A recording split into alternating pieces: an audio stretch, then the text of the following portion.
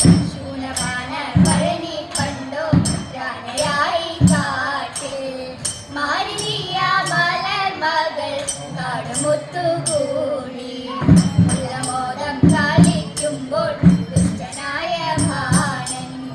അഷ്ടമൂർത്തി തന്റെ മാറിൽ കൊണ്ടു നല്ലൊരസ്ത്രം പെട്ടെന്നതു മാറി കൊണ്ട് മാറി തട്ടിയപ്പോൾ ഇഷ്ടനായ കാന്തലുടനോടു സേതു ചൊല്ലി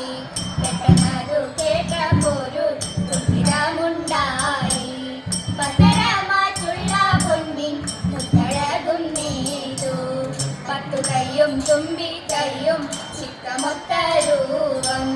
ചന്ദ്രചൂടൻ ഗണപതി എന്ന പേരും നൽകി പണ്ടു പരമേശ്വരൻ പാർവതി താനുമായി കൈലാസമാമല താൻമുകളിൽ ഒന്നിച്ചു കാരണക്കാരുമായി ഓരോരോ ലീലകൾ കണ്ടു വസിക്കും കാലം